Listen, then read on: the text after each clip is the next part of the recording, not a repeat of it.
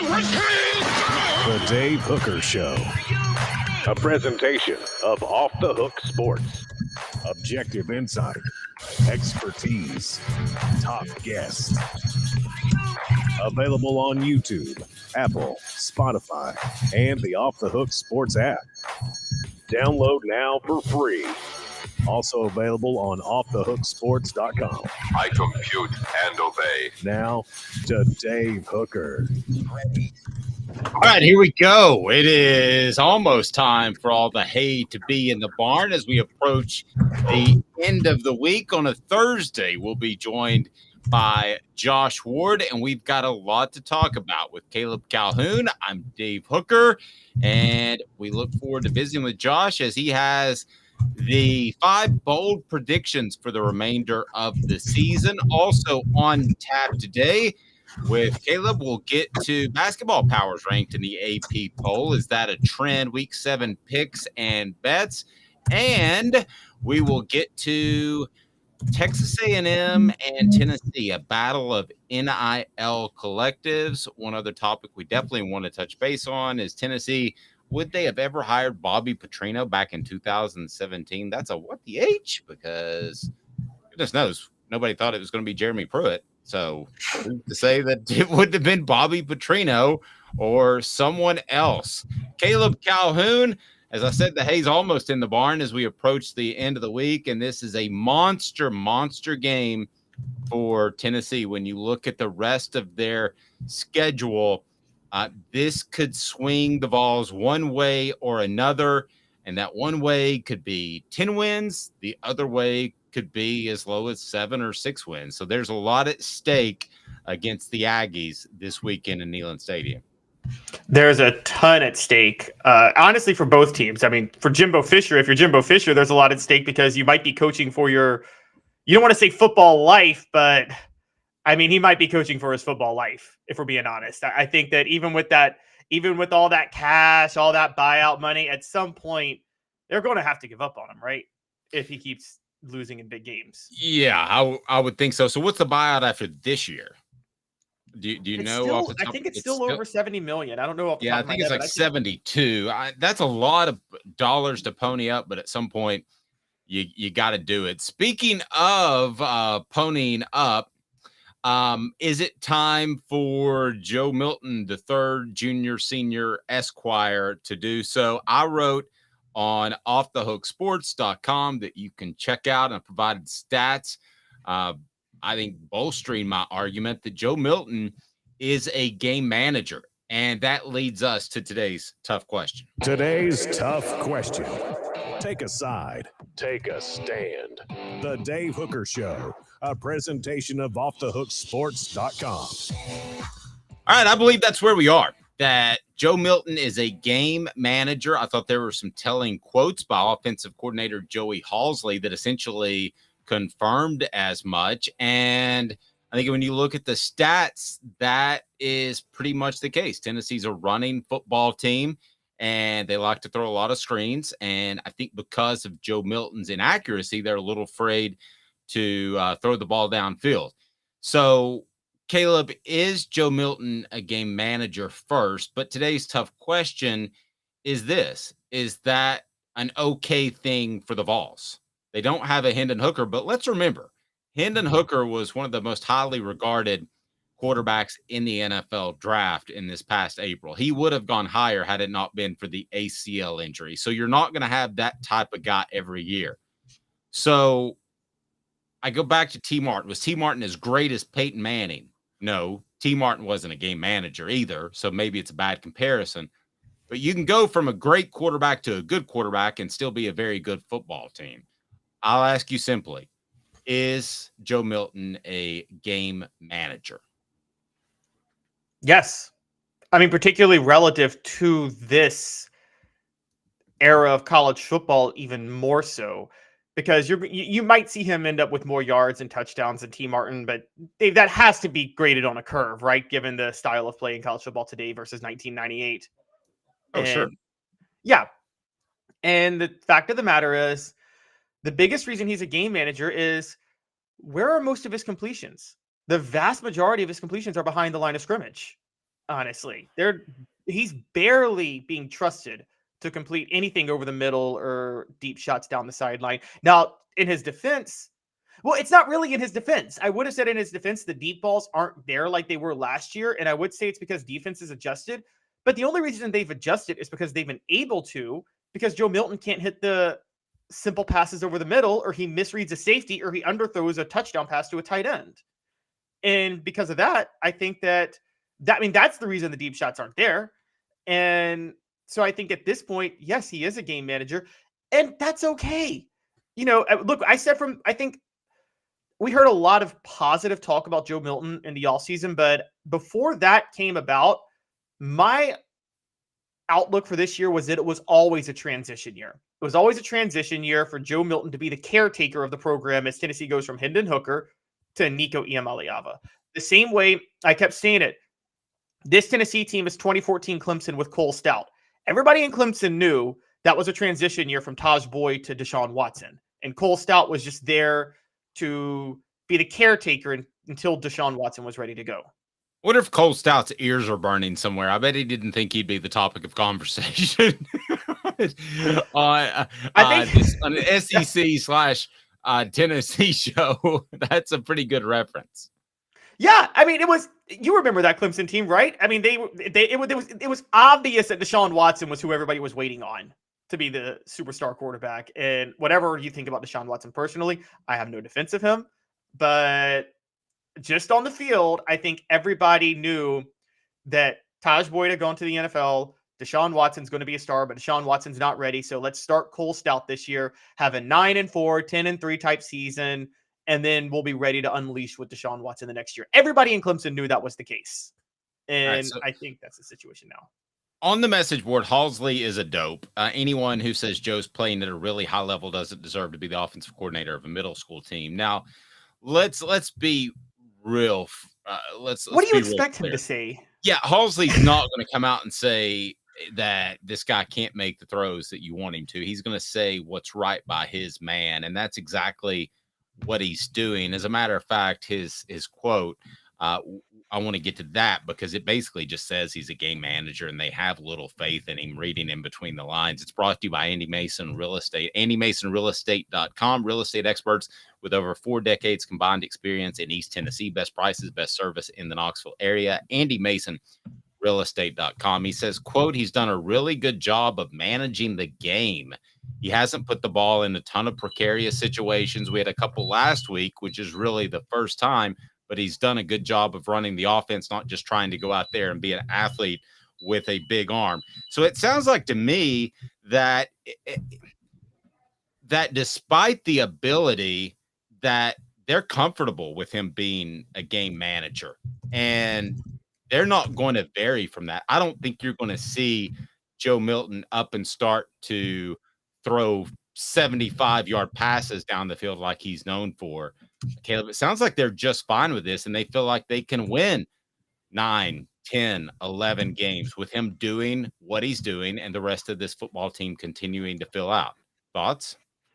Yeah, I think this is an underrated aspect of Josh Heupel's system that nobody ever really paid attention to. And if you really follow Josh Heupel from when he was at Missouri to UCF to now Tennessee, there's this there's always the debate on does an offensive coach, do they force players into their system? Do you want that, or do you want the David Cutcliffe, who was honestly, David Cutcliffe as an offensive coordinator was a mold of clay and just fully adapted to whatever his personnel was. I think Josh Heupel has done a pretty good job being a mix. Yes, he has a system, the wide splits, the up tempo, but he really adjusts to his personnel. And he did that a lot at other stops. I think there was one year at Missouri, he had a tight end be his leading receiver, which you don't really see with Josh Heupel. Then he had a wideout in 2021. He had a slot receiver in 2022. And now he's relying more heavily on the run game and screen passes. And I think the underrated, it reminds me of, again, not a fan of him as a person, but when Urban Meyer and Dan Mullen in 2006 had Chris Leak, didn't necessarily seem like a fit for their spread offense, but they successfully tweaked their spread offense to fit Chris Leak and what he was doing. And you see Josh Heupel, I think, tweaking significantly his offense. I made up a phrase for it last year. I call this offense the veer and shoot because it's a combination of the run and shoot, air raid, and the veer, I feel like, from back in the day. You're seeing him tweak that significantly this year. And honestly, that's although his talent evaluation is an issue, that's a major testament to him as a play caller and a game planner that he's done that. Let's face it, with the transfer portal, you're going to crap out at quarterback every once in a while. And I'm not saying that Tennessee has, but if you look at Alabama, they're making the best of what they can with a bad situation. Roto22 says, I don't think enough is said about some of the good throws Milton has made. He has the ability to make good throws, but the talk is always if he has no ability whatsoever. I think he has plenty of ability, Roto22. He continues to say, if you go back and watch all the games he got to play last year, he consistently made great throws, mop-up duty or not, the ability was still there. But here's the issue I have, Roto22, with what you're saying, is I go back to the Ole Miss game in 2021, and I just don't know that Joe Milton is 100% comfortable being a starting SEC quarterback, Caleb. And I know that perhaps the mentality is there, or sorry, the physical ability, but I don't know that the mentality is, and I think that's part of the issue. Yeah, I thought that was an issue from the start, is the confidence. And we talked about this. He panics. He panics the minute things spiral. And look, I know you have a good point. It's like it's only made worse by the fact that he's lost his starting job at 2 different schools. So I think now when things just go a little bit awry, he starts to panic and then it spirals. I think that's exactly what happened against Austin Peay. I don't think he panicked at Florida. That was a succession of things that honestly weren't necessarily his fault. I didn't blame him heavily for the Florida game, really. But against South Carolina, I do think he panicked a little bit. I just don't think it mattered because the run game was so dominant. But let's be honest, he throws that interception, spots South Carolina a 10-7 lead. On the next drive, he missed one throw, and he actually missed Squirrel White on that 50-yard pass that I think changed the game. Squirrel White just made an amazing play on the ball. That was a terrible throw by Milton, if you go back and look at it. And so I think Joe Milton... I'm completely with you. But Travis says here, I don't want to sound like a Joe Milton bashing session because it's not. Travis says if we were 5-1 after Saturday and we were in the SEC with wins over South Carolina and A&M, we should all be happy. Totally agree. 100% agree. And Joe Milton can do that. So game managers kind of like the pain tolerance term. Quarterback/athletes don't like that because it questions their ability to run an offense as a quarterback or their toughness, respectively. So it's kind of one of those hot button terms, but it's not a bad thing for this football team and what they need this year. It's not as exciting as last year, but it's not necessarily a bad thing. Yeah. And I mean, honestly, game manager, I love when quarterbacks get mad about being a game manager. Okay, quarterbacks who get upset about that, guys, half the quarterbacks we talk about in football, we call them scrubs, can't play, waste of a roster spot. A game manager is a major step above that, isn't it, Dave? We're saying you're not going to be the one who could put this team on your back and win, but you can win games if you're in the right offense and with the right personnel. That's still a pretty good compliment at this level in the SEC. Yep, absolutely. Tennessee and Texas A&M are a battle of football teams, but they're also a battle of collectives. You have Spire Sports Group at Tennessee, which we've all heard about, and the 12th Man Fund at Texas A&M, and they top the list according to On3. You have to go to another school, another conference to find number 3. It's Division Street at Oregon is the name of their collective. Then the Texas One Fund at Texas, which Tennessee will need to keep an eye on with them coming in the SEC. And then the John Ruiz Canes Connection at Miami. But let's face it, Texas A&M and Tennessee have done the best job of handling this ever-changing NIL collective agreement with the schools. And that's a good place to be right now, Caleb, is 1 or 2, because I don't think you're going to see any change anytime soon as far as how funds are divvied out to athletes and prospects. Let's just be honest. I mean, some of this money is going to prospects. It's not supposed to, but it is. So I think Tennessee's in a great spot there, but so is Texas A&M. I agree. This is a huge deal. And for both schools, they need equalizers. I thought Texas A&M's great equalizer was joining the SEC 10 years ago because it would allow them to actually be on Texas level for Texas's prospects. And while they were, Oklahoma was still pickpocket. There was so much competition, they weren't able to really take that next step. Tennessee needs a great equalizer because they're just not in a state with a lot of great high school football talent compared to Georgia, Alabama, or LSU. NIL changes that for them. Texas A&M now with their NIL initiative is ahead of Texas, which is a big deal with Texas and Oklahoma joining the SEC next year. And Tennessee now is going to be able to compete if they stay at this level in Georgia and Alabama and even Florida. Look, I think it's the battle of NILs. This is the Yankees and Red Sox, what you're watching right now. Now, of course, funny enough, the Yankees and Red Sox both missed the playoffs. Right, but that's a great comparison. It is the battle of spending money. Would you rather be number one in NIL or number one in coaching? Probably number one in NIL because you can find a coach at that point, quite honestly. I mean, if you're number one in coaching, so many things can go wrong when you're number one in coaching. That coach can leave. Caleb, look at what's happened with the two best coaches in the SEC recently. Kirby Smart and some guy named Nick Saban at Alabama. Smart at Georgia. Stetson Bennett had limitations. He turned him into a great quarterback. At Alabama, now Nick Saban is finding his way with Jalen Milroe. They didn't have a good option there. I'd still rather have a great coach than a great collective.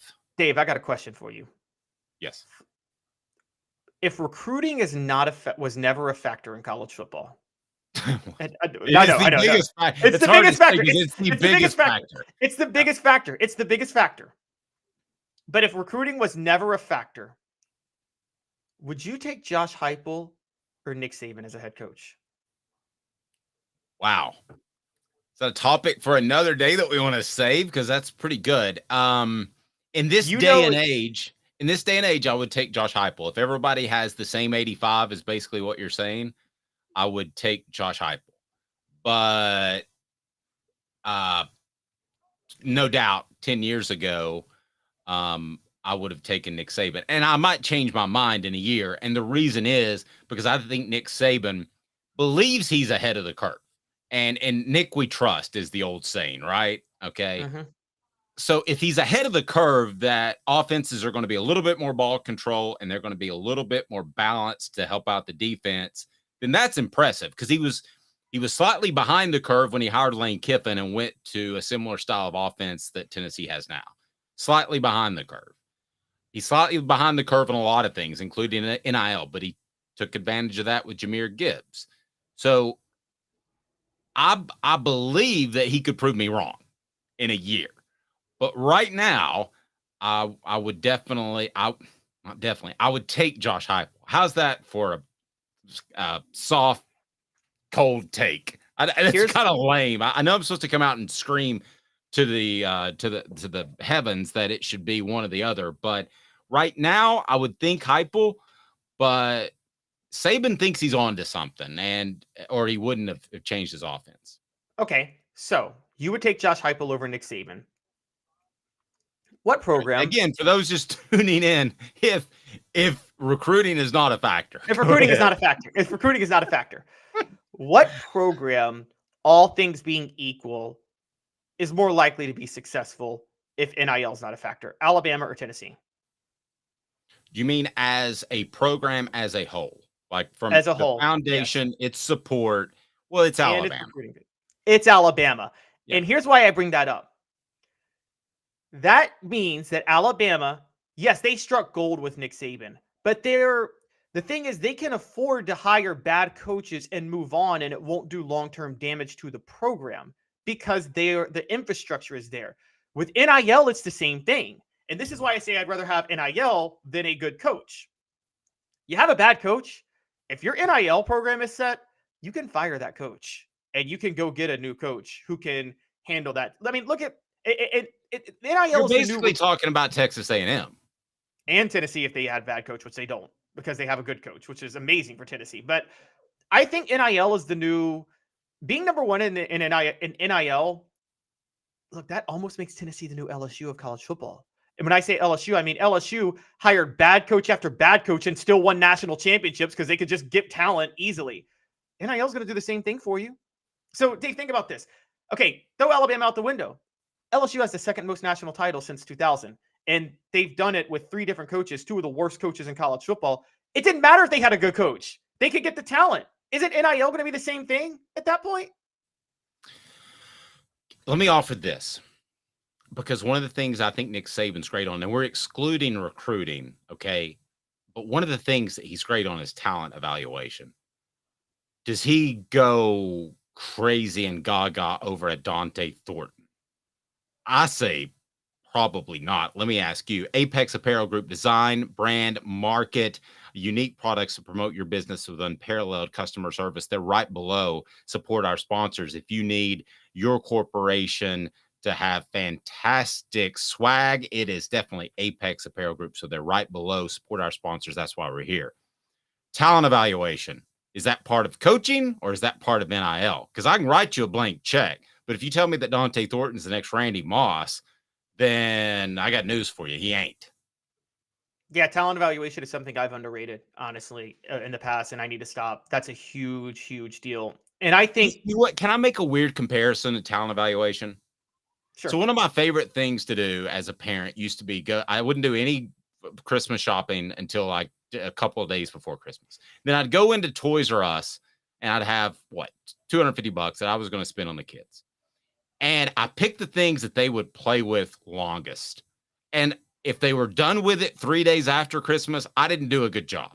If they were still playing with it in January, I did a good job. Dante Thornton is falling on the depth chart in October. That is not a good job of talent evaluation. No, it is not. It is absolutely not. It's also Josh Heupel, I think, right now doesn't have the luxury of talent evaluation given where Tennessee was at for a while. And maybe he'll get better, but I've been criticizing Josh Heupel. Josh Heupel, what I'm saying about Josh Heupel is what Patriots fans should be saying about Bill Belichick right now. Everybody's questioning Belichick's coaching ability. No, it's Belichick the GM is bad. It's not that Belichick the coach is bad. It's Belichick the GM is bad.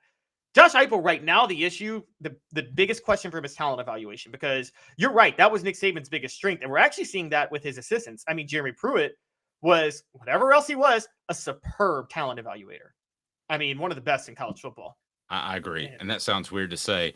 Maybe they should have gone with Petrino over Bullethead. We'll discuss that later in the program. Josh Ward will join us from the Sports Animal. We always love visiting with Josh. And look at me. I can see Campbell, Cunningham, Taylor, and Hahn. Enjoy life better when you see better. Local vision service for LASIK, cataract surgery, and regular eye examinations. That's me. No contacts, no glasses. Support our sponsors. That's why we're here. ccteyes.com. ccteyes.com. Local doctors that care. There is a difference. Josh Ward, 5 bold predictions for the Vols as it feels like the halfway mark of the season, even though it technically isn't. Here we go with Josh Ward next. And also later on the program, I'm looking forward to diving into would Tennessee football have ever hired Bobby Petrino? And would that have been better than Bullethead Jeremy Pruitt? 2 minutes, Josh Ward next off Thug Sports. 2 minutes, Josh Ward next off Thug Sports. Sun, sand, and salt water, the beach is a very relaxing place. Unless you wear contacts. Ow! Open your eyes to the best the beach has to offer with LASIK vision correction from Campbell Cunningham Laser Center. Sports Treasures in North Knoxville is one of the South's largest sports cards and memorabilia dealers, featuring over 10 million sports cards from vintage to modern. Sports Treasures carries a full line of hobby boxes, singles, autographed memorabilia, Tennessee Vol collectibles, fan cave decorations, and so much more. See a museum full of collectibles at Sports Treasures, 4819 North Broadway in Fountain City, and Sports Treasures on Facebook. Sports Treasures, where the real sports fan goes to shop. Have you seen the latest TriStar Hats Co. product? TriStar Hats Co.? What's that? You know, those really cool hats, shirts, tumblers, and even license plates with 3 stars like the official Tennessee flag and stripes like the American flag. Pretty patriotic if you ask me. Ah, gotcha. Seen those. Those are cool. Where can I get them? Simple. TriStarHatsCo.com. And if you order now, there's 10% on any order $50 or more. Plus, use the promo code HOOKED. With the promo code HOOKED, you get 10% off. That's hooked. And don't forget free shipping with any order over $50. Stock up at TristarHatsCo.com. That's TristarHatsCo.com. There are plenty of wannabes out there, so make sure you go to TristarHatsCo.com for the best quality and customer service. Will do, and I'll be sure to use the promo code HOOK. That's hooked when I do to save an additional 10% off. TristarHatsCo.com. TriStar Hats Co. is a trademark of TriStar Hats Co. LLC. Any use without express written consent is prohibited. A college football tradition like no other. Yes, sirree, boys and girls. Or a guy that just won't leave. Wow, that is sad. The Dave Hooker Show. YouTube, Apple, Spotify, and the free Off the Hook Sports app. A presentation of Off the Hook Sports. Back to Dave Hooker. Alrighty, let's go ahead and bring in our special guest each and every week on a Thursday. It is Josh Ward of the Sports Animal, who writes 5 bold predictions. That is on offthehooksports.com. Is it up now, Caleb, or will we have it up in a bit? We'll have it up in a bit. We'll have it up in a bit, so we get the tease now. Josh, how are you, sir? I'm good. Good morning, guys. I want to ask you a kind of odd question. So we were talking about this earlier. If recruiting's not a factor whatsoever, would you take Nick Saban or Josh Heupel? If everybody's playing with the same 85 guys. That's a curveball, isn't it? Yeah. Let's see by your face. You're like, why don't we talk about my 5 bold predictions, Dave? Jackwagon. I'd take Saban. I know that's not popular. I know people love Heupel, and they should. And if you take Heupel, you shouldn't apologize for that. But I'll take the guy that's won all those national titles. That's fair. I saw him in 01. I know that's a long time ago, but I saw him take an LSU team against Tennessee that was loaded with players, that was the favorite, and win. So I think people often look at having the best players and think that that's just super easy, and it creates clear advantages, but there is a lot of management that comes with all that talent. So I'll still take the guy that's won more than everybody. It's a great. Fair. Go ahead, Caleb. Sorry. I was just going to say, yeah, that's a great. Look, I go back and it's every Tennessee fan has only thought about that as how bad of a loss it is in Tennessee history. But honestly, you look at it from the other side, that might be the greatest coach game by any coach in history, what Nick Saban did to Tennessee in that 2001 LSU title game. Losing his quarterback and his running back, adjusting on the fly and winning. That was incredible that he did that. Yeah, I was there in 07, Dave. I think we maybe rode back from Tuscaloosa together. But 07, Saban's first year, they have these suspensions at the start of the game. They're already that's not a great team. They were actually more competitive. Their record wasn't very good. They go 6-6 in the regular season his first year there, lost to Louisiana Monroe. I mean, it's his worst team he's had there, right? And they just whipped Tennessee, and they went onside kick to open the game. I remember the press box, they announced these suspensions because they had like a textbook scandal, which is so silly now when you think about that's what. But anyway, that's what he was dealing with. He went out and just took it to Tennessee. So I'll take the guy with all those titles. Well, it's probably a good thing as at least a point of conversation. Let's get to Josh's 5 bold predictions, and kudos for Josh. I used to hate doing these things because you want to make them bold, but you don't want somebody to say, taking receipts and look back and say, that Josh guy's an idiot. 6 weeks from now. Yeah, opportunity's there. There you go. So I appreciate you doing that and taking one for the team. 4 Downs is right now. It's brought to you by Herald Group Security Solutions. 4 Downs. 4 questions. 4 answers. The Dave Hooker Show. 4 Downs. A presentation of offthehooksports.com. All right, here we go. Josh has them, and as always, it'll be Cooper Mays setting us up. And Coop, what should people do? Cooper Mays here. Hit like and subscribe. Thanks, Coop. 1st down, and actually we're going to go 5 downs because we're going to Colorado, Nebraska style because Josh wrote 5 bold predictions. So no, it's Colorado, Missouri. Colorado, Missouri. Sorry. Well, the problem is I just hate Missouri. All right, so here we go. It is 4 down, so we'll do 2 first downs. We'll call a penalty on the first down. Coop here. First down. Thanks, Coop. Josh Heupel will win a game scoring less than 30 points. That is a bold prediction. Why, Josh? Because he's never done it, and he's halfway through year 6 as a head coach, and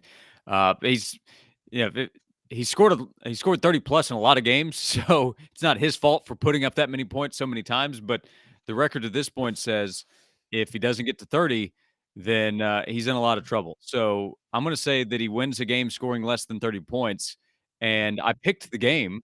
I can go ahead and give that tease as well. It's this week. It's going to happen in 3 days. I think this is a lower scoring game, and I do think Tennessee will win. And it's a close enough line, I think, from Vegas, and the teams match up pretty evenly to where I think picking the game this week has a little bit of bold flavor. So to say that it's under 30 and it's this week and it's the first time in his coaching career, it's doable. So I wanted to start out with a doable bold prediction. I agree with that, Caleb. Hey now. I fully agree with that. And I'm going to talk about this in my gambling picks later in the show, but I'm with Josh. I'm very high on Tennessee not scoring 30 this weekend and still winning. Okay, so it's a go ahead, Josh. No, that's good. I'm getting a little confidence here out of my bold picks to start. All right, so there was a false start. So what down is it, Coop? Coop here. First down. James Pierce will record 15. Yes, it's first and 15. We're going to convert. James Pierce will record 10 plus sacks. He's been compared to Leonard Little. I am totally with you with this, Josh. Hey now. I think he's a special pass rusher. When I was curious, how often does it happen? Because 10 sacks is a pretty big number, and of course you have more games to work with. I recognize, but it's happened.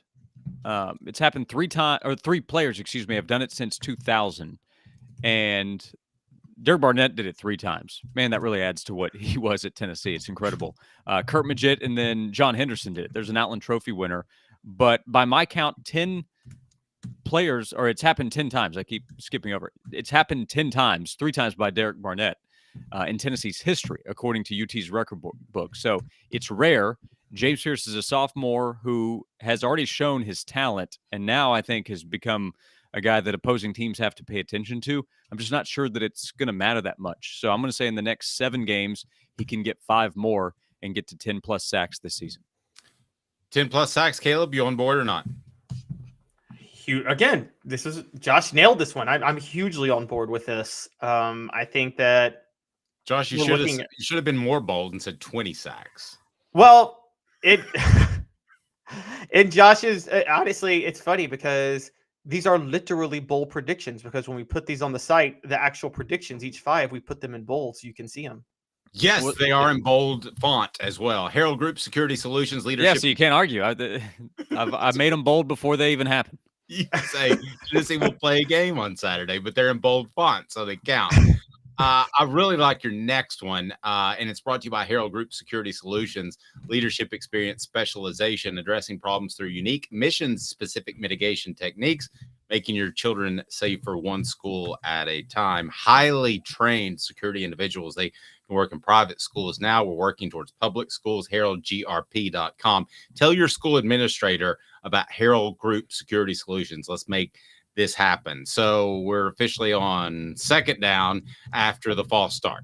What's up, everybody? This is Jacob Warren asking you to like, subscribe, and share. Dave needs this. Thank you, Jacob. That was the wrong button. Cooper Mays here. 2nd down. All right. Tennessee's next 5 SEC games will be decided by less than 10 points. Josh, that's pretty tight. 10 cumulative points or 10 points per game? Total of 10 points over 5 games is going to be an average of 2-point margin over the next 5. No, 5 straight single-digit games in the SEC. I didn't say 5 next 5 games because you have UConn that Tennessee should win by double digits, and then it stops before Vanderbilt because, again, Tennessee should win by double digits there. And I think that's bold because it includes Bama on the road, and Bama will be more than a touchdown favorite, I think, in that game. And then Georgia is really good. and then the variance of these other games. So, there's a chance that it's a one-score game and a touchdown is tacked on at the end of one of these. But I think all 5 of these competitive games, as they're set to be going in, all being settled by single digits, I think it's a pretty bold prediction. I think there will be one that might be more than 10 that might get out of hand. That just seems like a little much to me, but it is a bold prediction. Caleb, what are your thoughts? Yeah, this isn't going to happen. It's I think that, and it's more me being high on Tennessee. I can't see them beating. So you have them beating Kentucky. Georgia by 14? Is that right? Yeah, exactly. Okay. Georgia's the one they blow out. No, Making sure we're on the same page. Look, I want to be honest. I don't know if Heupel's ever going to just beat Missouri by 1 score. I don't. I feel like even at Missouri at their best, I think Heupel is going to be on a mission to blow them out because my understanding, and I have to go on good authority, he really wanted that job 3 years ago. Yeah, I agree with you on his motivation. So Josh Heupel will try to prove me wrong in that game, given the opportunity. I agree with you there. The last 2 games, I think, are the boldest of takes because of what Tennessee has been able to do to Missouri the past 2 seasons. On the road, though, the week before Georgia, going there in November, that's not an easy spot. I don't think it is right now. And then people know about the history with Georgia over the last few years. So that's why I thought it was bold. We'll see if it happens. Yep, here we go. What down is it, Coop? Tennessee center Cooper Mays here. 3rd down. Making up yards. Squirrel White, receiver, will hit 1,000 receiving yards. Where is he now, Josh? He's not close. I mean, he's not close. He's at 276. But in the most recent game, he had 9 targets. In the Clemson game, he had a bunch of targets. I know that's going back to last season, but my point there is that they've got to go to Squirrel. I think he's going to be a target monster the rest of the way. He has to average about 103.5 yards per game. That is a big ask. And 2 concerns. One, there's just no margin for error. If he has one bad game, then he probably can't get there. Also, that amount of targets, that amount of volume, the fear with him is going to be injury. And that would be bad for him if he gets hurt in trying to prove me right. More importantly, for everybody watching right now, that'd be bad for Tennessee's offense because if you take out Squirrel White, I'm not sure where their confidence is right now for big-time volume. There are other guys that have to step up. Jacob Warren, who we heard from, is going to be very important. But in terms of a ton of targets, a ton of big play opportunities over the next 7 weeks, I think that's easily Squirrel White. So I'm going to say he has a couple of games where he just kind of blows up. They need him to have a big week this week, I think, against Texas A&M. So my bold prediction is that he blows up in the second half of the season and gets to 1,000 yards. Caleb, what about Dante Thornton, or as you like to call him, Randy Knott? Sorry. All the Randy Knott comparisons, Josh, was driving me crazy in the offseason. I never compared him to Randy Moss. No, I never did that. I'm not that crazy. Yes. Yeah. I am very obviously low on Dante Thornton. I'm with Josh on this largely because Brew McCoy is out, and I don't think Tennessee's going to find a replacement, and we know what Squirrel White can do. So I think it's a tall task, but I think he can get to 1,000. Maybe not in the regular season, but by the bowl game, he'll do it. Mm-hmm. And particularly because all the passes behind the line of scrimmage, Squirrel White's probably going to catch most of those going forward. And just a quick stat, Josh Heupel as head coach only had 1 year where he didn't have a 1,000-yard receiver. That was his first year as head coach ever at UCF, and they went undefeated in the regular season that year. It's a good stat. All right, this is my favorite one. All SEC center Cooper Mays here, 4th down. Nico, we talk some Nico. Will take a meaningful snap this season. I've argued that he should have already. But Josh, let me just hand over the reins to you and you tell me why. I have fear with Joe holding up the rest of the way. And Tennessee's coaches have, they've stuck to Joe. That is their guy. There is no question who QB1 is in this offense for Tennessee. But he went down against UTSA, was able to get back up, was able to play through the rest of the game, was not 100%. I'm not sure in that game he was close to it. He was not 100% the next week against South Carolina. He's had 2 weeks to get healthier, but he's going to get tackled again. If he's going to be a part of the running game, which we've seen he needs to be as the rest of the season goes along, my fear for him is that he goes down again. So I don't know if this is a start, but at some point in a game this season, and I told you earlier, I think Tennessee's going to be in a bunch of close games. I think Nico is going to be needed to play at least one meaningful snap, and realistically more than one meaningful snap if the prediction comes true. Let me ask you guys both this. Start with Caleb. Does he get a meaningful snap aside from injury? I'm still going to say no. You want to say no, Josh? Caleb? I'm going to say yes, and here's why. You ready for this? Tennessee doesn't make the college football playoff. Joe Milton opts out of the bowl game. Nico Iamaleava gets his first start in the bowl game.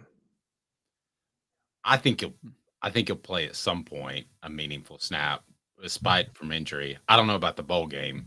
I don't know that Milton would he opt out? I mean, is he that good where he would say I'm cruising on out of here? I think Joe Milton's measurables and his physical tools are what's going to get him drafted, and the more he plays, the more it hurts him. So honestly, I don't think he's going to want to play the bowl game. All right, let's go. What the H, and it has to do with a coaching hire that was made that Tennessee fans lament. What were you going to say, Josh? You're about to say something. Well, not necessarily, but I do agree with Caleb on the pro prospect of Joe. I think it's about what his physical tool set is. So I don't think he's going to be Anthony Richardson, top 5, top 10 in the NFL draft, but he's going to be drafted for sure, and he will have something to protect probably at the end of the season. I don't know if he opts out, but he'll have something to protect, I think, for the pros. I think he's a really good kid, a good locker room guy, so that would surprise me based off what I hear. But who knows? That's not necessarily a bad move anymore. Yeah. Travis is asking, does the bowl game count as a meaningful snap? I think to most fans it will, but that is a funny question. Well, just before we move on, too, you got to people get mad at players opting out, but if you're in a meaningless bowl game, you want that. Don't you want your young guys getting the rest to prepare for next year anyway? Like, what good does a guy who's not going to be there next year, what good is he playing in a bowl game that's not a championship game? Yeah, they should just shoot him in the leg. Well, it's all narrative because if you go out there with the guy who's up next and he doesn't perform well, then it just creates an off season of terror. So does shooting someone in the leg. It's an off season of terror. Again, that depends on what happens next. So all right, what the H? What the? What was he thinking? Release the hounds. The Dave Hooker Show. Keep cool. A presentation of OffTheHookSports.com. How close, Josh, do you think Tennessee was to hiring Bobby Petrino instead of bullet head Jeremy Pruitt? I don't what think part of that question do you find funny? The last part. I don't think very close. Well, okay. Caleb, you're the one who brought this up. I don't think he was very close either. How would you compare? They tried to hire some coaches that fans didn't want, but I don't think it was close to getting to be Petrino. Caleb, so you brought this question up, and you're a big Petrino guy. So why? Where did you get that? Why did you bring this up in the first place? I love riding on motorcycles with Petrino, let me tell you. I'm just kidding. So this actually, the interesting part of this story, and Josh probably remembers this. Don't go to 2017 when Butch was fired. Go back to 2016 when Butch first got on the hot seat. After, I think the hot seat really exploded after his loss to South Carolina off the bye week. Everybody was talking about Bobby Petrino over everybody else when this talks of Butch Jones getting fired at that point happened. And the reason was Bobby Petrino was rolling at Louisville. Lamar Jackson was en route to a Heisman Trophy campaign season. And everybody highly believed in Bobby Petrino's offensive abilities. Now, 2017, Louisville took a major step back, and there was the baggage with Bobby Petrino, and I don't think he was that close to getting hired in 2017. But had he carried the momentum over that he had in 2016, yeah, I think Bobby Petrino would have been number one on Tennessee's list, baggage and all. Boy, that would be to me the worst possible hire because you're like Butch Jones. You just kind of keep them afloat. You're not ever competing for championships, and it drags on and on. That would be the worst case scenario. Well, Pruitt was a pretty bad. Yeah, I think they found worst case scenario. I think that one hit. So, Yeah. I know this is the hindsight 2020 part, but yeah, I think they got it right. If worst case scenario was the goal, without that whole thing unfold, unless they were really playing the long game to try to get Josh Heupel to come to Knoxville, then job well done. But yeah, I just Caleb's point might be right. I just don't recall him ever being a realistic name talked about. So that's why I said no. I don't think it was close. I don't remember him being somebody that was discussed as somebody that would be a real candidate for the Tennessee job. Dan Mullen was somebody that Tennessee really wanted. He ended up at Florida, of course, and we know about the Schiano attempt and then the names after that. But I don't recall Petrino being a strong candidate that Tennessee was going to pursue. No, and on the message board, David says Pruitt looks like Moose from Night Court. Are you too young to remember Moose from Night Court, Josh? Not at all. I remember Night Court and was I'm not a big fan, but I was a fairly regular viewer of, scrolling through. Would it pop up on Nick at Night at times? I don't recall the channels, but yeah, I saw Nick or I saw Night Court a number of times. Yeah, who was the public defender? What was her name? I don't know. Wasn't that big of a fan. She did good work. All right, well, Josh, at least with Pruitt, you had a good talent evaluator who left some talent for Josh Heupel, right? That part is true. I've actually defended Pruitt recently on the radio a few times because Josh Heupel inherited a very difficult position. There's no denying that. I think everybody agrees. But I do think it's been overstated how bad the roster was because there were a lot of NFL guys, and some of them had to be developed more, and the coaching staff that's on campus now deserves credit for that. But Darnell Wright was a major talent that was left behind. Cooper Mays, the starting center, how much have we talked about how important he is on the offensive line? His brother Cade was on the line for that first year taking over, and a bunch of other guys, Alontae Taylor, who was a standout player at corner, Velus Jones. That would be a really good example of the coaching staff getting more out of him in year one, and then Jalen Hyatt after that. But there was talent left behind for the coaching staff. They needed more. They still need more to go compete for championships, I think, in the SEC or to try to win a national title. But there were some players left behind that were brought in by Jeremy Pruitt. Is there any coach in retrospect that Tennessee was in conversations with when they hired Jeremy Pruitt that would have been a worse coach, again, with hindsight being 2020, than Jeremy Pruitt? That would have been worse. There's not one, is there? Well, like Kevin Steele, I never understood any possible benefit there. I do think this though, if you're the head coach of Tennessee, you're going to recruit well enough where you're going to have some players. I think it's impossible to recruit poorly unless you take an approach like Derek Dooley did, where he decided we're not going to sign an offensive lineman in 2012. But Derek Dooley brought in talent overall. They always end up having some players. So knowing what was going on behind the scenes, the result of the 2020 season. But I mean, let's be honest, like the cheating part, that's not the big deal to me. It's how sloppy they were with the cheating, how easy it was to get caught, which actually ended up benefiting Tennessee. So I can't really come up with a worst case in terms of just where things were, the leadership, all that. Yeah. I would argue they would have gone down the same path with Kevin Steele. And I don't know Kevin Steele as a person, but Josh, I would think that felt like a little bit Philip Fulmer trying to give John Chavis a head coaching job and Kevin Steele. And he would have had the same desperation not being a head coach to tempt himself to pay players. Well, some of the stuff we hear about Pruitt away from the field when he had to be in that representative of UT role, and I just don't think he was comfortable with it. Kevin Steele would have understood all of that. He would have handled that well. Again, I think he would have recruited well enough. Maybe he would have said, Michael Penix will take you. Pruitt didn't do that. The one area where Pruitt just kept making mistakes was in quarterback evaluation. He recruited well, or he identified players at all other positions, but he screwed up quarterback recruiting, but brought in Hendon Hooker. Like I went over the names that he left behind. I skipped over Hendon. So that was a parting gift that he got Hendon to transfer to Tennessee. And again, Tennessee's coaching staff helped him go to an even higher level to be what he was at Tennessee. But the high school recruiting at quarterback from Jeremy Pruitt was as bad as I've seen. All right, I'm gonna let you out of here, Josh. But let me let me pull up a couple of quick names on the message board. You tell me if they would have been better off with this person or Pruitt. Let's start with Mike Gundy. Better or worse than Pruitt? Better, right? Significantly better, yeah. Okay. Kevin Sumlin on the message board. Better or worse than Pruitt? On the field, probably. Well, they went 3-7. Better. Better. And then lastly, the most important one, Marky Post.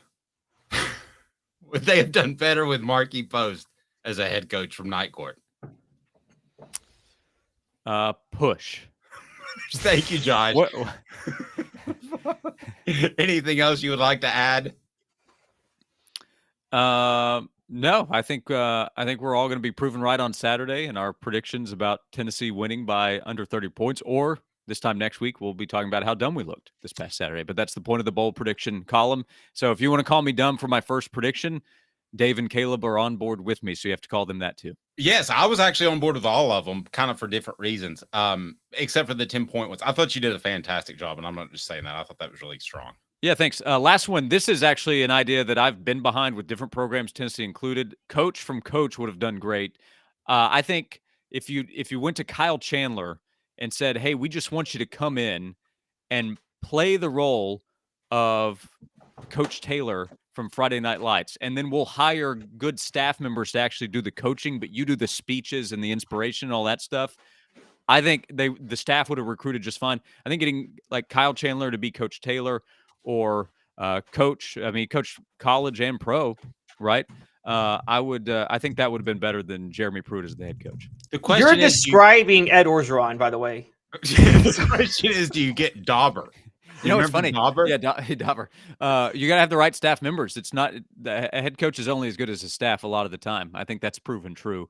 But the funny thing is that Orgeron won a title, but I made the joke about LSU. It's like, if you're going to hire Ed Orgeron, just go hire Kyle Chandler. That's, I think, the first time I remember making that joke. They won a title with Ed, but in hindsight, maybe they should have replaced him with Kyle Chandler.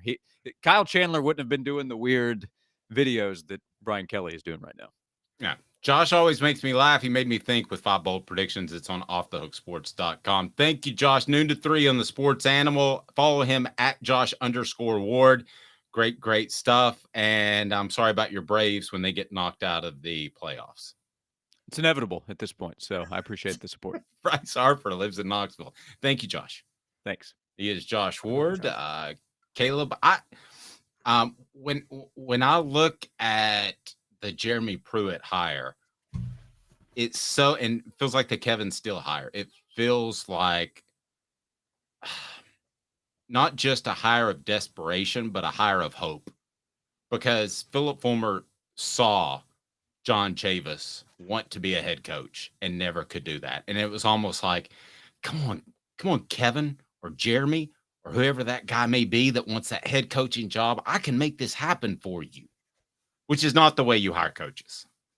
Not at all. Well, there was also this. I think, look, every other candidate that was on that list were high-profile candidates before Fulmer was athletic director. Let's be honest, Dave. Fulmer wanted somebody where if they got the credit, he would get the credit. And I think you would by elevating an assistant, right? Oh yeah, you would, and because again, he could be the guy who said, "I found Jeremy Pruitt." I mean, I remember when Fulmer started interviewing the candidates he was interviewing Les Miles and Mel Tucker. And I mean, I would have been on board with Mel Tucker at the time. Actually, I would have been on board with Mel Tucker too. It's just funny how that worked out, but he ended up landing Jeremy Pruitt. Now, look, the way it worked out. Is Tennessee in a better... Now, the question is, forget what they would have done on the field. Mike Gundy, Kevin Sumlin, you name it. Is Tennessee better off now, right now, in this moment, than they would have been had they hired Mike Gundy or Kevin Sumlin back in 2017? Well, let me address that, and I might write a column on that. First, I'll remind you that you need to check out the Hemp House, the premier hemp dispensary online with a wide variety, great selection, and strict standards to ensure you only receive the best in CBD or Delta products. Hemp House Chat with 2 T's, hemphousechat.com. Use the promo code HOOK to get 10% off. Support our sponsors. That's why we're here. I think because his buffoonery and the way he cheated and the fact that Tennessee didn't have to make a buyout payment every month for the next 30 years, the fact that he was a good talent evaluator and he got talent into Tennessee, some of which helped Tennessee get to 10 wins last year and be a college football playoff participant or contender, I should say, until the very end. I don't think any of those guys would have left Tennessee in a better position in 2022 than Jeremy Pruitt would have. How bizarro is that? It's incredibly bizarro. So one of the things we do as history, for those who know, I am a history major. We study, we debate the concept of accelerationist policies, which I don't know if you know what that means, Dave, but it's the idea that it's a theory that some things in history that were really, really bad, it was good that they were really, really bad. What was it good that they were so bad because of what came out of it?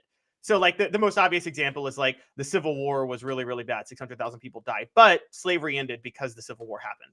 So it's what, you know what I mean? And it's kind of like, or the Great Depression was bad. A lot of economic issues, but there were a lot of reforms that came out of the Depression that made sure we never had another Depression. And it's like, okay, but was the Depression itself worth the cost? Was it worth the cost of the Depression for that to happen? And Are we comparing Jeremy Pruitt's tenure at Tennessee to the Great Depression and slavery? Is that what we're doing? No, what I'm saying is, okay, or the Civil War, I guess I should say. Yeah, excuse me. Yeah, it would be the Civil War. Do you believe in accelerationism, which is sometimes things can get so bad that they actually make things good later? I think it happened with Tennessee. Now, to argue against myself, they have the Spire Group either way, right? So the Spire Group is going to help whatever coach comes in 2021. But would they have managed it as well? Fair point. Because honestly, let's be honest, the best part about this was the Schiano disaster made them finally cut ties with Jimmy Haslam. Then after the Fulmer thing, they forced Fulmer out and they go, okay, we're going for a national search on an AD, and we're not going to let the Haslams run it. And they found the best AD they have found in a long time. Speaking of Philip Fulmer, you can check out his video on our YouTube channel, the Celebrate 98 series. Also, if you would like a copy of the Celebrate 98 book, the Untold Stories Behind the Tennessee Vols 1998 National Championship, you can order that right below. And we are continuing the Give Him Six campaign. $6 for every book will go to Brew McCoy's chosen charity, which is the Peyton Walker Foundation, which provides the shocking units that they can bring you back to life with. What are those called again, Caleb? I have trouble with that acronym. AEDs? APB. No, the APB is something. The AED. I think they're the AEDs. Okay. Okay. But it's something that every school or every football program should have. So we're glad to get back and hate that for. Yeah, it's AEDs. It's called AEDs. Good call. You can order right below, and we greatly appreciate it. And I hope you like the book. It's a lot of new content that you didn't know about the 98 team. So there will be other books out there, but we didn't want to rehash what had already been reported. So certainly check it out. Makes a great Christmas gift, but we're going to extend out that Give 'Em Six campaign through the end of the week. And then we're going to have a special announcement about the book, I believe, next week. So Basketball Powers ranked in the AP poll. Is that a trend or is that actually a thing? Brought to you by our friends at Rick Terry Jewelry Design. Rick Terry Jewelry Design has affordable game day jewelry. How about the Fire Opals, a Tennessee tradition? RickTerryJewelry.com, RickTerryJewelry.com. Support our sponsors. That's why we're here, and it's right down there below. You can order the book as well. In 2 minutes, why being a basketball power doesn't mean that you're a football nobody. With Caleb Calhoun, I'm Dave Hooker. Got cataracts? We can fix that. Never miss another moment. With a little help from Doctors Campbell, Cunningham, Taylor, and Hahn at cctis.com. Hi, I'm Rick Terry, and we at Rick Terry Jewelry Designs pride ourselves in the highest quality craftsmanship from a family-owned business here in Knoxville for over 35 years. At Rick Terry Jewelry Designs, we also take pride in being an affordable option for all your game day accessories, especially those fire opals. At Rick Terry Jewelry Designs, we want to be your jeweler every day and especially on game day. Go Vols! Hi, Mike Davis here with City Heating and Air, reminding you to always dare to compare. Our team provides quality local heating and air service, installation, and maintenance across East Tennessee. We use only the best equipment like American Standard heating and air conditioning for your residential, new construction, or commercial needs. Honesty, dependability, and customer satisfaction have been the cornerstones of our business since 1961. City Heat and Air. Dare to compare. These mountains hold and defend a spirit far better than moonshine. A drink that holds flavor, that becomes necessity. A hard cider made and relished by folk who are as hardy as they are legend. A refreshment that can only be found in one place. With a taste that makes you say, give me 3 bottles of the good stuff. Tennessee Cider Company, where necessity can be found. Objective coverage. Hey, that's new. If we get caught, we're going to jail. The Dave Hooker Show, a presentation of Off the Hook Sports. YouTube, Apple, Spotify, and the free Off the Hook Sports app. I'm going to need to see some identification. Back to Dave Hooker.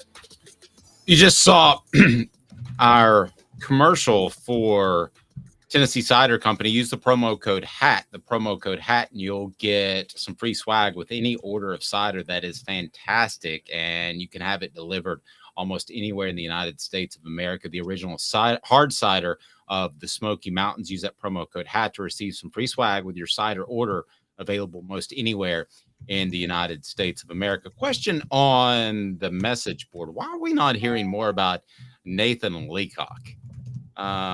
Your thoughts? I mean, why? We're talking about Webb and Nimrod being the replacements for Brew McCoy. Why are we not hearing? It's something I'm going to ask around about, but it seems like he's been lost in the shuffle, Caleb. I think the biggest reason we're not hearing about him is because, one, I think he's the better one of the three, but I've said this for a while. I think when Josh Heupel gives preferential treatment to two types of players. Players he signed, number one, and then seniority among the players he signed. I'm not saying that's smart. I'm not saying that's how you should do it, but I think because Caleb Webb and Chaz Nimrod are older than Nathan Leacock, I think Josh Heupel has a bit of a cockiness to him that I think it's similar to Chip Kelly, which is, I found these guys. I'm obviously not wrong on them, guys. Don't you understand? I'm the one who's right. So I know because I found them and because they're older, they're the better players. Interesting. That may have been the case with Joe Milton. I think that we all think that that's a real possibility. If that's the case, then that is a shortcoming in his coaching ability. If you're making personnel decisions based off your preferences on recruiting or who you were left with and who you went out and got, that's something that you shouldn't do. It's absolutely not something you should do, but I think Heupel believes in it heavily. By the way, Lane Kiffin did this back in the day. Lane Kiffin's 1 year at Tennessee. How many times, Dave, did you see him try to force freshmen onto the field that shouldn't have been ready to go? And I mean, he dismissed players so many times to try. Well, no, let's make an argument that you do get younger players that are going to be in the system for longer. That doesn't stand up with the Milton Hooker debate, but if you're running guys off, if you're not playing guys you inherited, part of that could be because you get your guys for longer. Now that makes a little bit of sense if it's a 50-50 call. But it wasn't in some cases. Okay, for instance, Montario Hardesty was. I'm not saying it was. I'm just saying philosophically. Yeah, Montario Hardesty was obviously the starting back for Tennessee during that time. But every time they got to the goal line, I felt like he would try to put Bryce Brown in, and Bryce Brown did not have the vision to punch it in on like a 3rd and goal from the 2 at that time. And it just seemed like he was trying to get Bryce Brown those touchdowns so he could sell the fact that, look at what I'm doing with the number 1 recruit that I got to Tennessee. Nope. I agree. All right, let's take a look at my computer playing loudly for some reason. Let's take a look at some basketball blue bloods in college that are having some fantastic success, which is not easy to do. We talked about this previously. You have to spend about 10 times more to be a successful football program than a basketball program. But we're seeing some basketball programs that we would view as basketball first and maybe only as making a big impact in college football, probably led by North Carolina and Duke. Caleb, is this a trend or is this just something we're seeing for the short term? Well, obviously we have to see how the season plays out because a lot of teams start out 4-0, 5-0, and then don't finish off in the top 25 because their schedule picks up. I will say that the stat here is that the 6 teams that have spent the most time in history ranked in the AP basketball poll are all ranked in the AP football poll right now, which that's the first time in history that's happened, which is North Carolina, Duke, Louisville, Kansas, UCLA, and Kentucky. I think it's a trend. And I think it's a trend, Dave, because I think there has been a shift among athletic directors at basketball schools who are starting to realize that if you invest in basketball first, your football program collapses. But if you invest in football first, your basketball program can be there and be fine. No, wait. If you invest in basketball first, well, I mean, Duke and North Carolina invested in basketball first. No, I don't mean like first, like ever. I mean, like if you prioritize basketball, your football program collapses. If you prioritize football, you'll have, and you do a good job of it at it, you'll have, that will create enough revenue to invest in the basketball program, and you'll be right there with people who are investing in basketball first. So isn't this what Mark Stoops is going through right now? It's exactly what he's going through. And by the way, the donors want their money to go to basketball for the most part in Kentucky, unlike other SEC school, right? Yeah. It's funny you bring up Mark Stoops because I think the longest tenured AD right now is Mitch Barnhart at Kentucky, and I think he's one of the best. He took over in 2002. Dave, think about it. He hired Rich Brooks in 2003, and then he hired Mark Stoops in 2013. He's actually made more of an effort to invest in Kentucky football than any other athletic director in the past, and it's been a long-term process. Duke, Kevin White was the athletic director who hired David Cutcliffe. Let's be honest, when they hired Cutcliffe, it was very clear they decided we're not going to just ignore football anymore. And then Kevin White retired in 2021. Nina King came in. She is the one who found Mike Elko. She's been very committed to the football program since then. I think it helps that Nina King came from Notre Dame, which obviously is a football first school. And you have my favorite name of all athletic directors, Bubba Cunningham. That just sounds like an offensive lineman on a football team. But like Bob Cooter. Exactly. But he's the athletic director at UNC. He took over in 2011, hired Larry Fedora, and then he's hired Mac Brown back, and he got Michael Jordan and the Jordan brand to go all in on even the football program. And Kansas, you saw Jeff Long get hired in 2018 coming from Arkansas. He brought in Les Miles. Now, they both had to go because of a sexual harassment scandal involving Les Miles' tenure at LSU. Not Les Miles himself, but what was happening at LSU. But you saw with that move with Jeff Long, they were like, okay, let's invest more in football. And now they have a new athletic director. His name is Travis Goff, and he's all in on football. So I think you're seeing athletic directors realize that even if, in Louisville, by the way, I don't know if you guys know this, Louisville has been doing this for 30 years. Dating back to 1991, when they brought in Howard Schnellenberger, Louisville decided, even at the height of the Denny Crum years, we're going to go all in on football. And they built Papa John Stadium in 1998, I think it was. And they have gone all in, and it's been a 30-year process. And what they realized, and what I think they were ahead of the curve of everybody, realizing that if we go heavy into football, basketball will be fine. Are we beyond the point in the SEC where you take the Doug Dickey approach where you just say, let basketball do whatever it does because it's not the main money driver? I understand you need to invest in football first, but I go back to the story, and I've told this before with you, Terry Fair didn't know who Tennessee was before he saw the Lady Vols. So I think you want men's is a revenue generator, women's is not. I think you want to be good across the board so that you bring in free advertising, because when the Lady Vols are in the Final Four, everybody's watching. It's during the men's Final Four weekend on a Saturday. How do they do it? They do it like a Sunday, Tuesday, I believe, as opposed to the Saturday, Monday, men's. So everybody's watching. That commercial is monster huge. And Terry Fair is one that would have never even known about Tennessee had it not been for the Lady Vols. So I don't think it's that. I think it's more important, but it needs to at least be that. And under Doug Dickey, it wasn't even that at times. He didn't care about style of play. Kevin O'Neill had some success, but it was boring. And they made the Jerry Green hire, which I don't think they did a lot of research on. So, Caleb, it needs to be more than just an advertisement for your school. Yeah, that time period was a reflection of I think Doug Dickey had his own biases and just didn't care about basketball himself. I mean, he's a football guy. I think most good athletic directors, and Doug Dickey was good as a football athletic director, but most athletic directors who were not short-sighted would have cared about basketball then. I think that, yes, I'm not saying don't invest in basketball. You should invest in prior and take other sports seriously. I think the way you should approach this, though, is if we go all in on football, then we can use the excess revenue, particularly with TV networks. Now, all of this changed with the SEC network in 2014. Okay, and the Big Ten network before that. I think athletic directors started to realize that with these television networks, football is going to be the engine that drives the train. We need to go all in on football. Look, I can tell you right now, living up in the DC area, I had a lot of fights with Maryland fans who were mad that Maryland was, and this is a fight you have at basketball schools. They were upset that Maryland was throwing away tradition by leaving the ACC to go joining the Big Ten. And they're like, why would you do that? The ACC is a basketball school, conference, we're a basketball school. And I said at the time, I'm like, look, football's driving this train. And if you want basketball to even be relevant in the future, you need to make the move based on football to the Big Ten. 10 years later, with the ACC about to crumble, it was a genius move for Maryland to do it. It was a genius move for Rutgers to do it. Man, they fleeced the Big Ten, convincing the Big Ten to take them. But I think that, and this is the fight you have. Athletic directors oftentimes have fights at these schools. A lot of times don't want to invest in college football. They don't want to care about it. They don't care if it exists.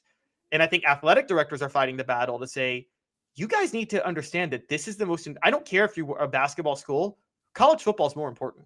And you have to understand that we have to make our moves based on football. Caleb Calhoun will make you money. There's no question about that. Let's get to some. Are we already in week 7? Am I reading that headline right? Week 7. Can't be week 7, halfway through the regular season. Can't be the case. It's just so not right. But week 7, here we go. Caleb is killing it, I hope. How are you doing so far this year? Well, I've had 2 bad weeks, Dave. That's so okay. I went 8-9 last week. On best bets, I'm at 50%, 9-9. So actually, that's slightly losing money. Going to make that back. Don't worry. Now, still on overall bets, I am 69-57. So I do better on bets I don't want to make than bets I want to make. All right. Well, I want to remind you that our gambling predictions are gold with the one, the only Caleb Calhoun. Rocky Top Tom saying UCLA cost me a lot last week. I'm not going to say that word, Tom. But it's brought to you by Zen Sports, the new sports book in Tennessee. Please sign up for Zen Sports if you gamble.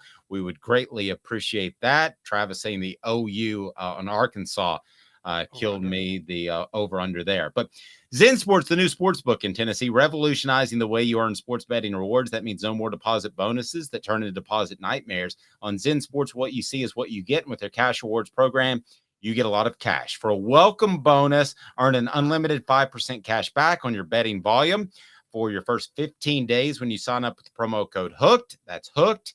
Unlimited 5% cash back. Keep betting, keep earning with up to 3% cash back on your betting volume every month after that. And refer friends to earn a percentage of their betting volume on cash rewards too. Zen Sports bringing the cash back to Tennessee. So if you bet big on sports, you want to be betting on Zen Sports. Zen Sports betting just got better. Gambling problem? Call 1-800-889-9789. Must be 21 and over and in Tennessee to bet. So tell me, Caleb, what is your greatest pick? Because I see the first one on offthehooksports.com, and I'm going to go ahead and tell you.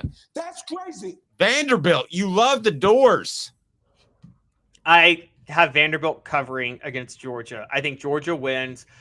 Okay, everybody's overreacting to Georgia week to week. Georgia was on a mission last week because people irresponsibly overreacted to them struggling at Auburn when I didn't think that was a big deal. And they were so annoyed playing an undefeated team at home. They were like, all right, we're just going to show the world. And you know this. They play up to their opponent when they need to, and they beat the brakes off Kentucky. Georgia's going to be back to not caring.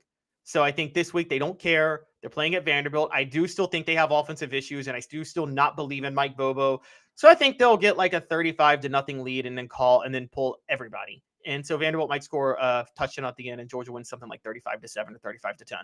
On the message board, take Notre Dame minus the 2.5 and Indiana plus 33. There you go, Travis. Maybe we'll have Travis and Caleb go at it sometime in picks. You love the Razorbacks at Alabama. I do. Alabama's going to win, but it's a 20-point spread, and Arkansas has been within one possession of every team but Texas A&M, and that was due to a lot of turnovers. I think that Arkansas is getting Alabama Alabama just had an emotional win over Texas A&M last week that they had to fight for. They're preparing for Tennessee next week coming to town. A little bit of a trap game for them, so I think they're going to play a little bit sloppy. Now, this game's going to hit the over because I think KJ Jefferson's going to go off. I think the Vanderbilt-Georgia game's going to hit the under. Okay, you're 0-2 in my book. That's crazy. But you're better at this than me. I like Alabama because I think they found their quarterback in Jalen Milroe, and I think he's going to continue to grow. But we'll see about KJ Jefferson. That surprised me a little bit that he would go off. South Carolina -2 against Florida. I really like this pick a lot. Hey now. Because I don't think Florida's very good. Yeah, I think South Carolina actually coming off a bye. I think they beat the brakes off Florida. I think Spencer Rattler returns to the Spencer Rattler he was, which is why I'm also high on the over 51.5. I think Spencer Rattler I think South Carolina might hit 40. This is one of those, I don't gamble because I'm not very good at it. But when I feel certain about a game, I'm like 90%. For some reason, this just hits me as I feel certain about this game. So I would be stunned if you were wrong on this one, especially coming off the bye. Oregon +3 at Washington. I'm with you on that one as well. Why do you like the Quack Ducks? So this is the game of the week. 2 top 10 undefeated Pac-12 teams. Man, Pac-12 football's been great this year. It's just been such a great spectacle. It has been. It has.